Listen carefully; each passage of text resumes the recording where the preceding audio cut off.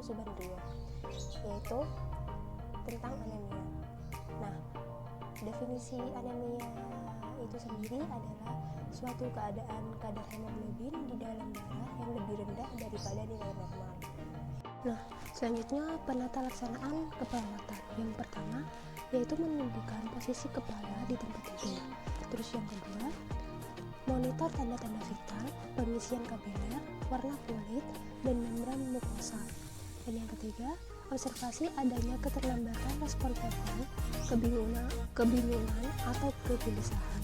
Selanjutnya, konsep keperawatan. Yang pertama ada pengkajian yang terdiri dari pengkajian identitas klien, yaitu nama, umur, tempat tanggal lahir, nama ayah atau ibu, pekerjaan ayah atau ibu, agama, pendidikan, dan alamat. Dan yang kedua, pengkajian riwayat kesehatan, yaitu ada riwayat kesehatan dahulu, adanya menderita penyakit anemia sebelumnya, riwayat imunisasi. Yang kedua, adanya riwayat trauma pendarahan. Dan yang ketiga, adanya riwayat demam tinggi. Yang keempat, adanya riwayat penyakit ISPA. Yang kelima, riwayat kehamilan dan persalinan. Yang keenam, prenatal, yaitu ibu selama hamil pernah menderita penyakit berat, memeriksa kehamilan beberapa kali, kebiasaan pemakaian obat-obatan dalam jangka waktu lama.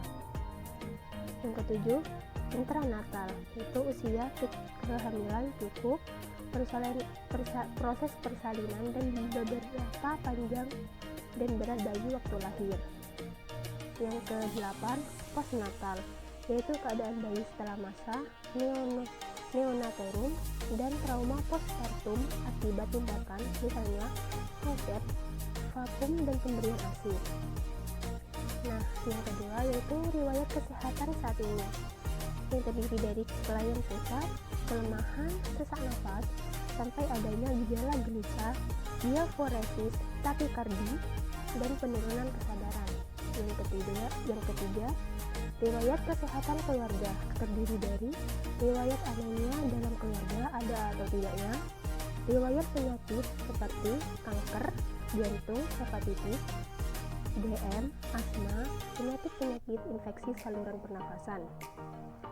Yang ketiga, pemeriksaan fisik yang terdiri dari keadaan umum di mana keadaan tampak lemah sampai sakit berat. Kesadaran yaitu kompos mentis, kooperatif sampai terjadi penurunan tingkat kesadaran, apatis, somnolen, sopor koma. Tanda-tanda vital yang terdiri dari tekanan darah, nadi, suhu, dan pernafasan. Yang keempat yaitu tinggi badan dan berat badan. Yang kelima kulit, yaitu teraba dingin, keringat yang berlebihan, pucat, terdapat perdarahan di bawah kulit. Yang keenam kepala, biasanya bentuk dalam bahasa normal. Mata, kelainan bentuk tidak ada, konjungtiva anemis, sklera tidak ikterik, terdapat pendarahan subkonjungtiva, keadaan pupil, palpebra, refleks cahaya, biasanya tidak ada kelainan. Yang kedelapan, hidung, keadaan atau bentuk, mukosa hidung, cairan yang keluar dari hidung, fungsi penciuman, biasanya tidak ada kelainan. Yang kesembilan, telinga, bentuknya bagaimana, terus fungsi pendengaran tidak ada kelainan. Ke-10, mulut, bentuk, mukosa kering, perdarahan gusi, bibir pecah-pecah atau perdarahan. Ke-11, leher, yaitu terdapat pembesaran kelenjar getah bening, tiroid lidah membesar, tidak ada distensi vena jugularis. Yang ke-12, torak, pergerakan dada, biasanya pernafasan cepat, irama tidak teratur, frenitus yang meninggi, perkusi sonor, suara nafas bisa vaskuler atau ronsi, wheezing, frekuensi nafas neonatus 40 sampai 60 kali per detik, kalau anak 20 sampai 30 kali per detik, dan irama jantung tidak teratur, frekuensi pada anak normalnya 600 sampai 60 sampai 100 kali per detik. Abdomen itu cekung, pembesaran hati, nyeri, bising usus. Genitalia kalau laki-laki testis sudah turun ke dalam skrotum. Apabila perempuan, labia minora tertutup labia mayora.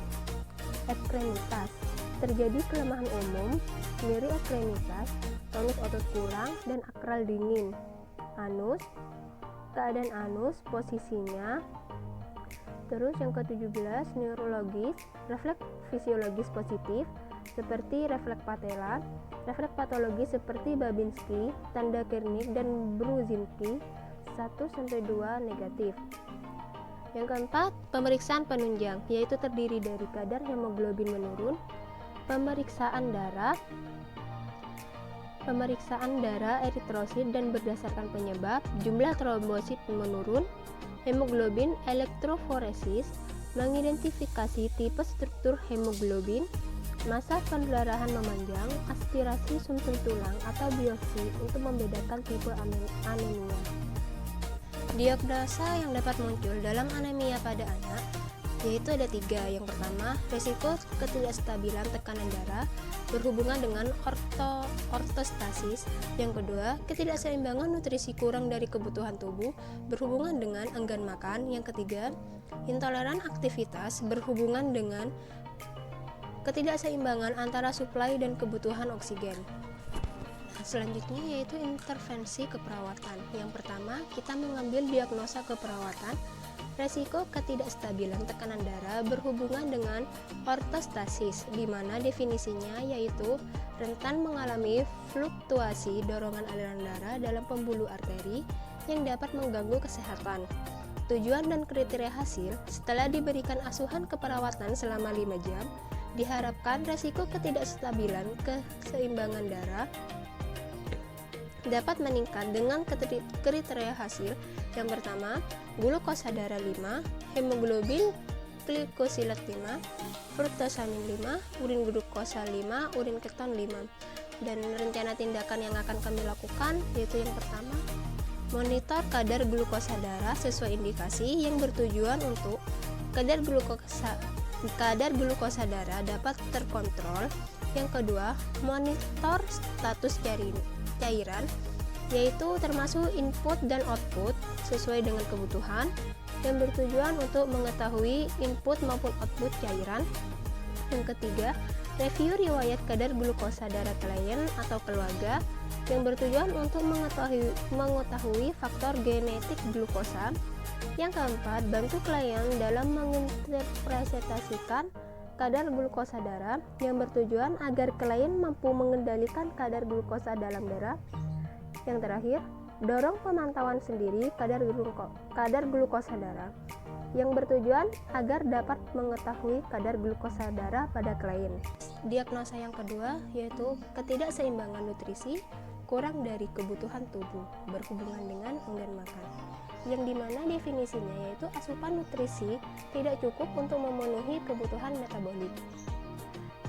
Dan tujuan dan kriteria hasilnya setelah diberikan asuhan keperawatan selama 5 jam, diharapkan ketidakseimbangan nutrisi kurang dari kebutuhan tubuh dapat meningkat dengan kriteria hasil.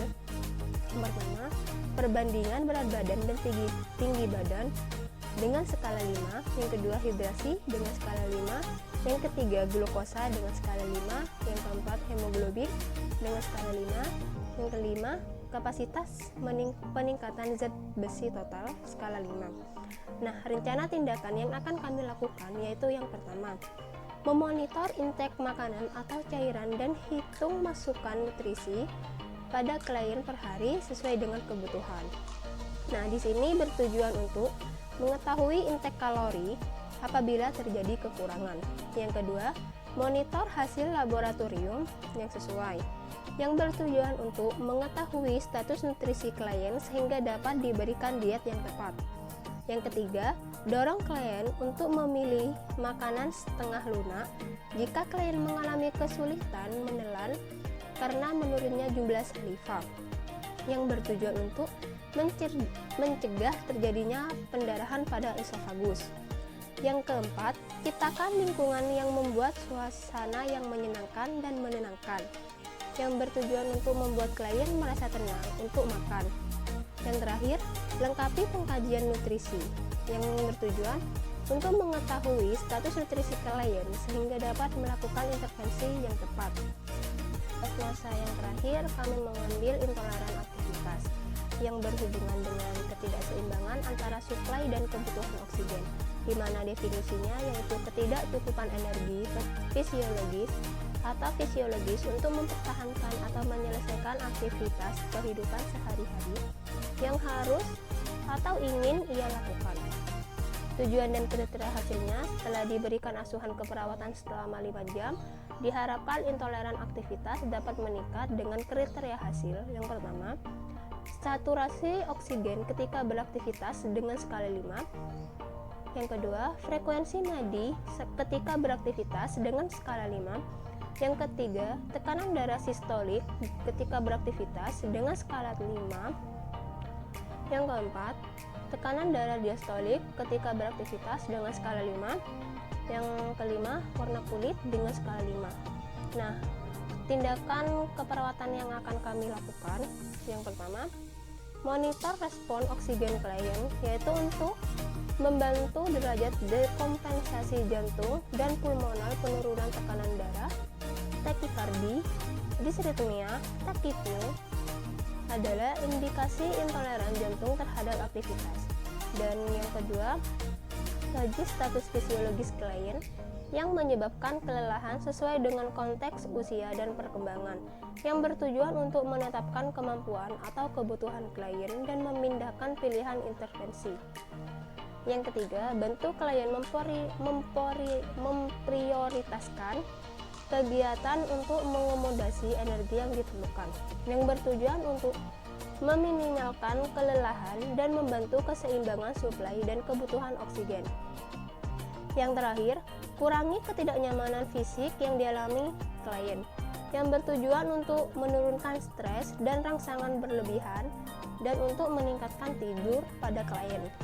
Nah, kesimpulan pada presentasi kali ini yaitu anemia merupakan sebab konsentrasi hemoglobin yang rendah dalam darah.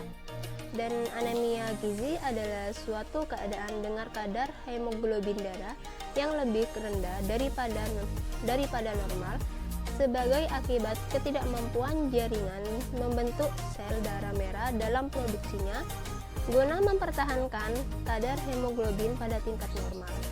Dan tanda dan gejala yang akan muncul yaitu yang kulit pucat, detak jantung meningkat, sulit bernafas, kurang tenaga atau cepat lelah, pusing, terutama saat berdiri, sakit kepala, siklus menstruasi tidak menentu, lidah bengkak dan nyeri, kulit mata dan mulut berwarna kuning, limpa atau hati membesar, penyembuhan luka atau jaringan yang terganggu.